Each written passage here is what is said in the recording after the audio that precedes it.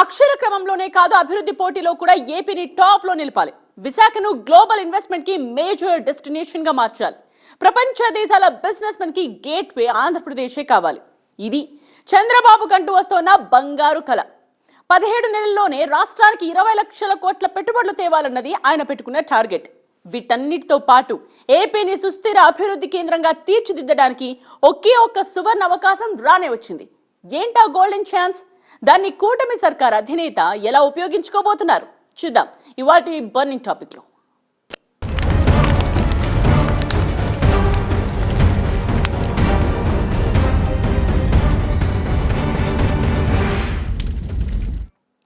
November 14, November 15 ఈ 2 తేదీలు దాదాపు 2 నెలలుగా చాలా హాట్ గా మారాయి.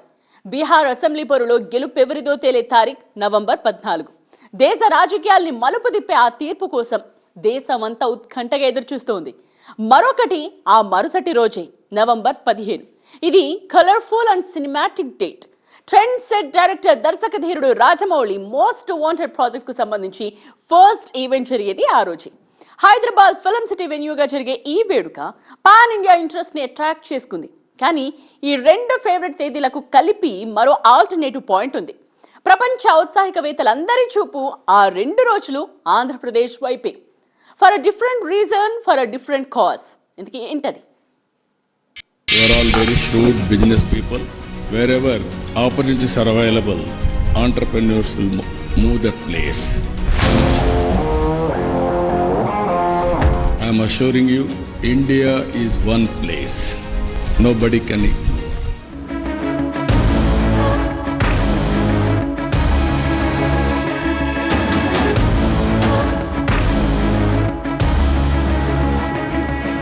India is the best. ప్రస్తుతం ఉన్న జియో పొలిటికల్ సిచ్యువేషన్ లో ఇండియాని మించిన సేఫెస్ట్ డెస్టినేషన్ ఏదీ లేదు.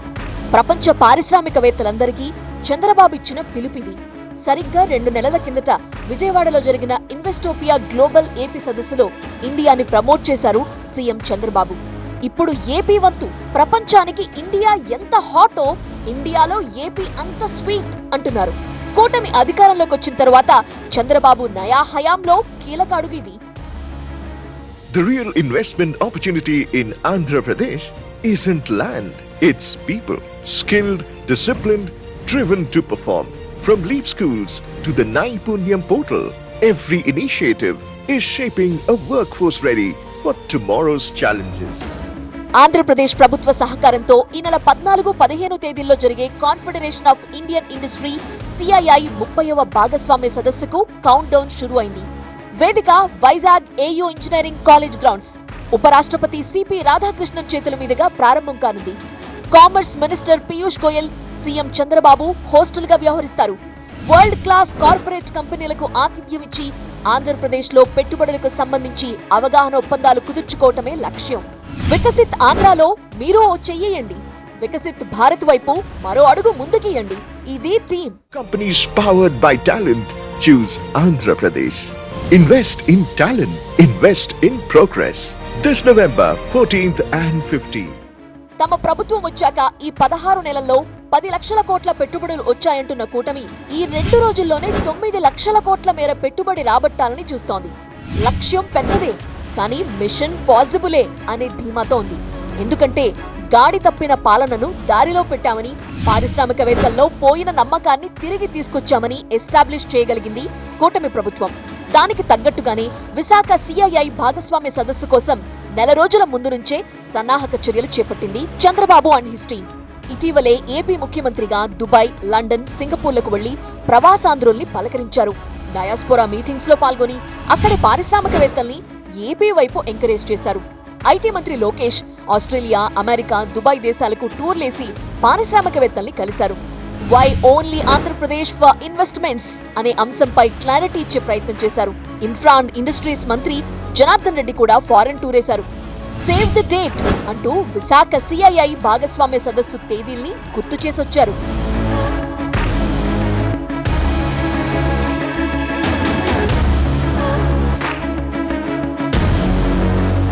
అటు ఆఫ్లైన్ లో కూడా మంత్రి లోకేష్ చేసిన ఎక్సర్సైజ్ వైజాగ్ సమ్మిట్ కి ఫెచ్ అయినట్టు కూటమి చెప్పుకుంటోంది.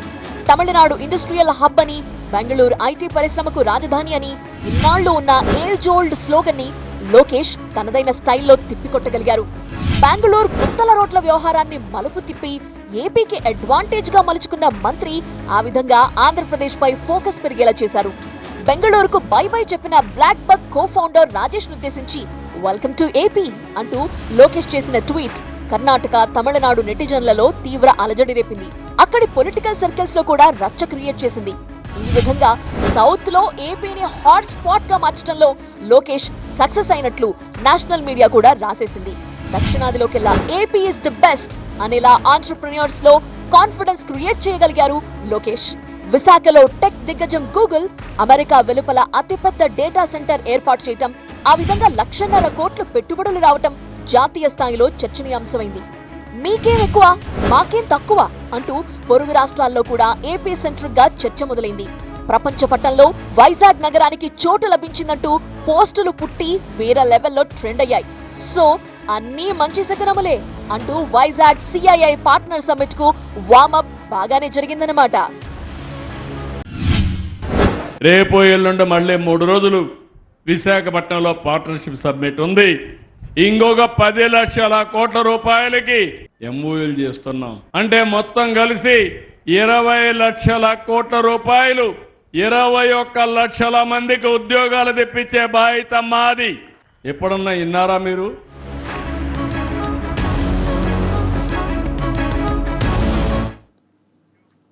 ప్రాక్టీస్ మ్యాచ్ లోనే సెంచరీ కొట్టేసింది ఏపీలో కూటమి సర్కార్. విశాఖ సిఐఐ సదస్సుకు ముందే 2,66,000 కోట్ల రూపాయల విలువైన ఎంఓయూలపై సంతకాలు జరిగాయి.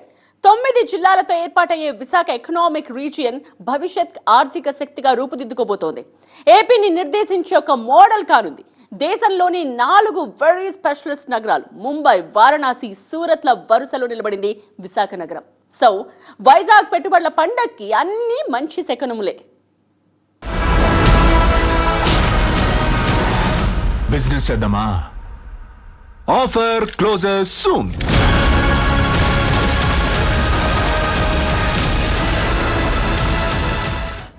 ఢిల్లీ టు విశాఖ లక్షల కోట్ల పెట్టుబడులకు లైన్ క్లియర్ అని సంకేతాలిస్తోంది కూటమి సర్కార్. విశాఖలో గూగుల్ కి తోడుగా మరో డేటా సెంటర్ రాబోతోంది. 15,000 కోట్లతో 300 మెగావాట్ల సామర్థ్యంతో కూడిన డేటా సెంటర్ ఏర్పాటుకు ఢిల్లీలో లోకేష్ సమక్షంలో డీల్ కుదిరింది. అమెరికాకు చెందిన హైపర్ స్కేల్ అనే హోల్డింగ్ సంస్థ 40 ఎకరాల్లో ఏర్పాటు చేసే ఈ డేటా సెంటర్ 2028 నాటికి 1,300 మందికి ఉపాధి ఇస్తుంది. దీనికి కొనసాగింపుగా విశాఖలోనూ ఇవాళ కీలక ఒప్పందాలు జరిగాయి.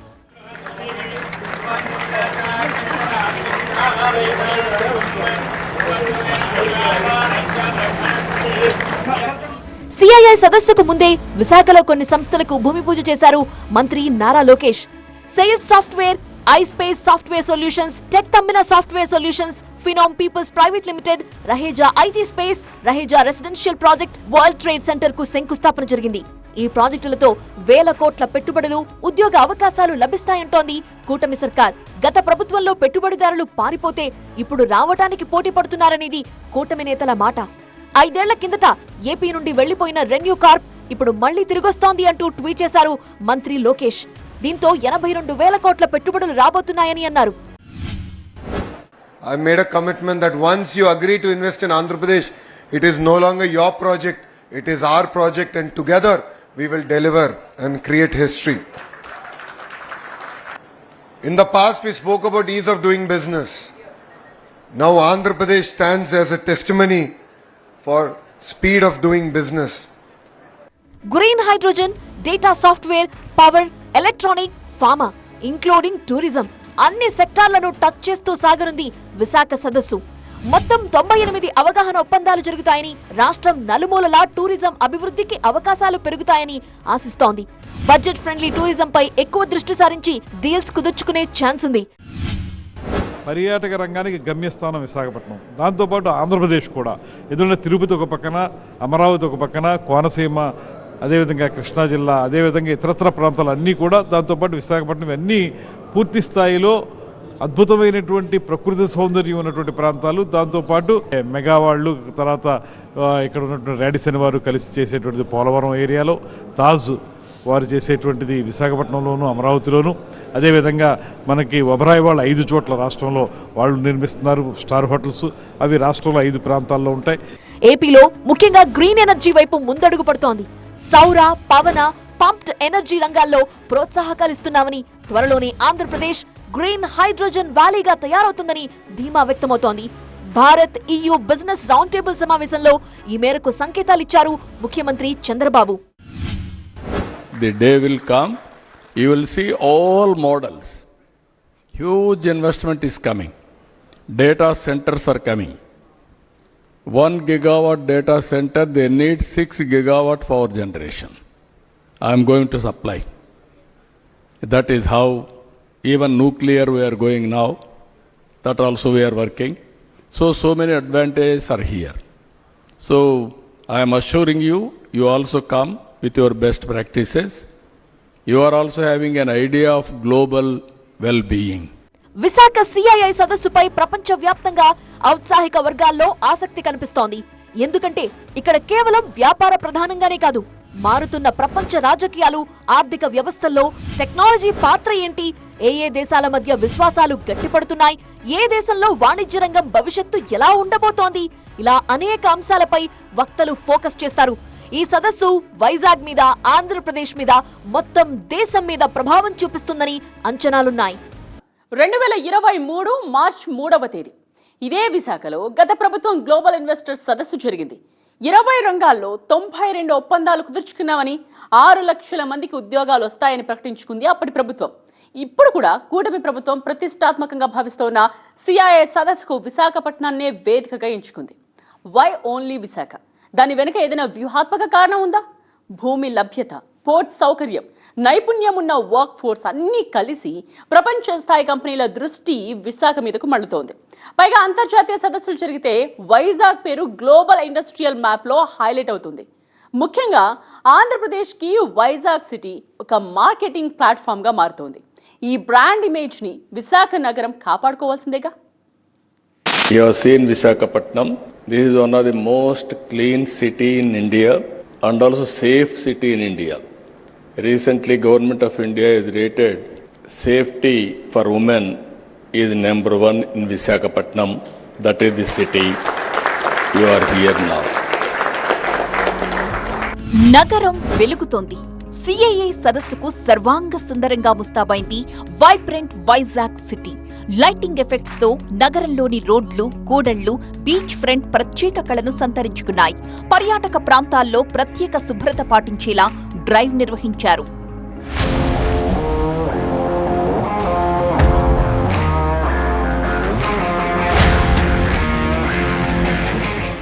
భద్రం, be careful.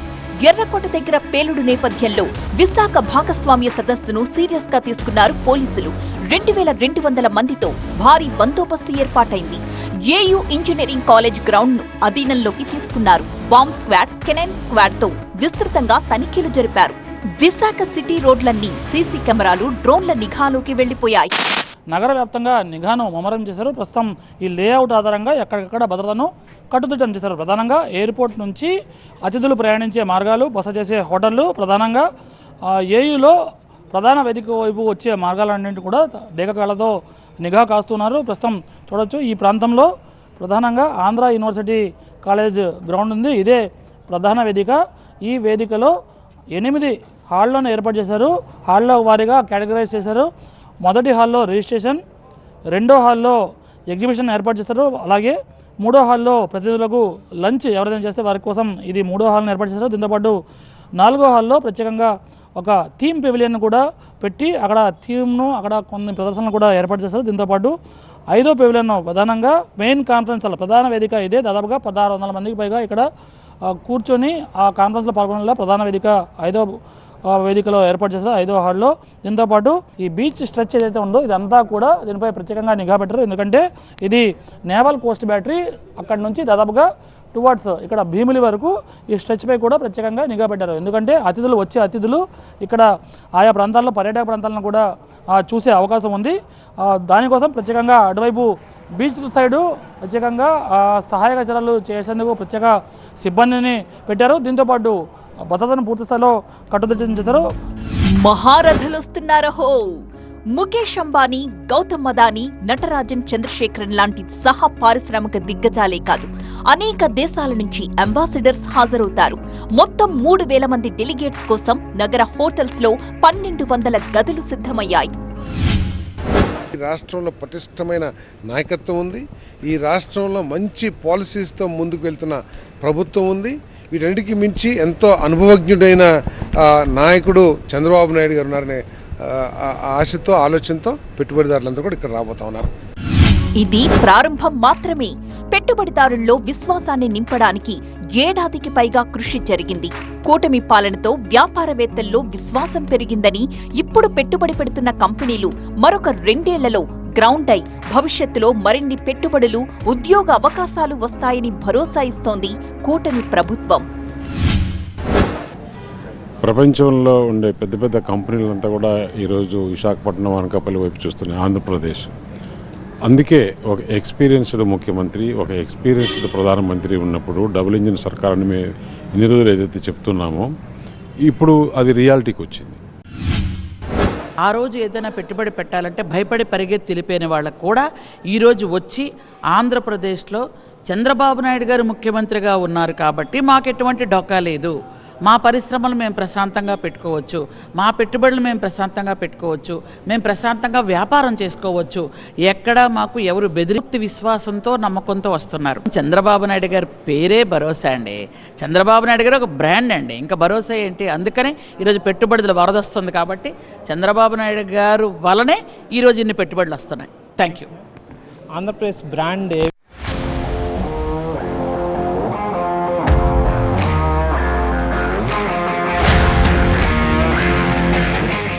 We started quantum computer is coming to Andhra Pradesh, that is Amravati. And also after that I asked my people, why can't you made quantum computers itself? I am assuring you within 2 years we are going to produce quantum computers. Any country want, we are going to provide quantum computers.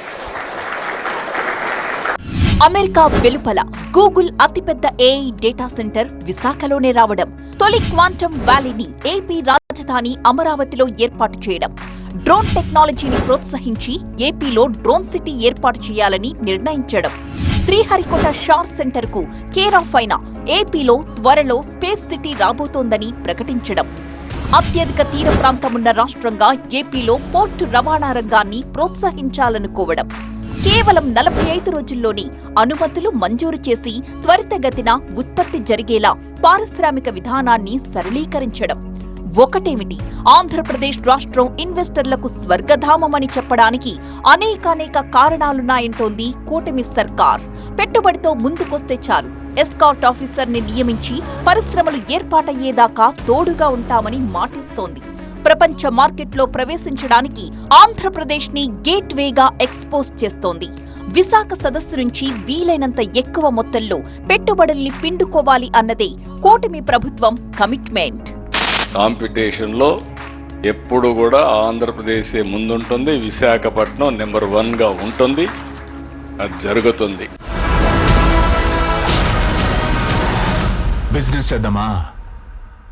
Offer closer soon.